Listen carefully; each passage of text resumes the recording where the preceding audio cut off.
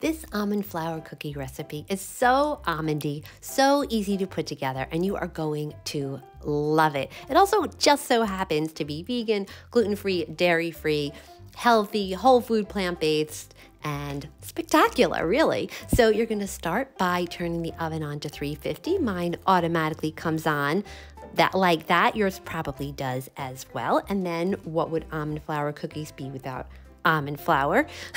So you're going to use half a cup of almond flour, as you can tell in my new fancy, very fancy measuring cup so that you can see. For more healthy, easy recipes, please subscribe. I'd love to stay connected with you. You're gonna put that in a mixing bowl.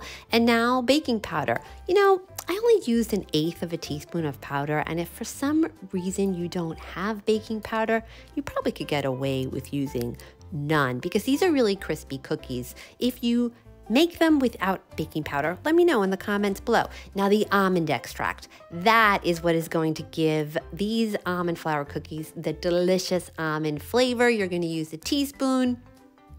Vanilla extract, you're going to use a half a teaspoon of that. If you wanted to make them more vanilla almond cookies, you could even use a full teaspoon of vanilla in addition to the full teaspoon of almond extract. And now maple syrup, that is the 5th ingredient, and you're going to use 1.5 tablespoons. Maple syrup, in addition to making these cookies the perfect amount of sweetness, it's also going to help it stick together. You're going to mix it until it looks like that, like a dough, and then you're going to make little dough balls that are hopefully all about the same size. Mine are probably about 2 teaspoons each. You can see my little dough balls.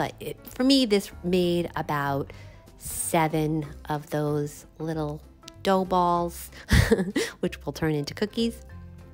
Now here I tried to get fancy, because you want to smush the cookies down because you want them to be all about the same size and thickness so that they bake evenly.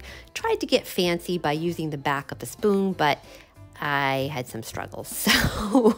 So learn from my mistakes and just use your fingers. And that's what I wound up doing, just to smush them down. And then they look like that. And now they are ready to go into our preheated oven at 350, and you're going to leave them in there for about 10 minutes. If you want them really crispy, you could leave them in there for about 12 minutes, but more than that, they would probably burn. And there they are, the almond cookies. And now you're going to put them on a cooling rack for probably about 10 minutes, and then you are going to put them in a really pretty bowl worthy of these delicious almond flour cookies. They are just so almondy, they're crispy, and if you love this recipe and you want more, please subscribe.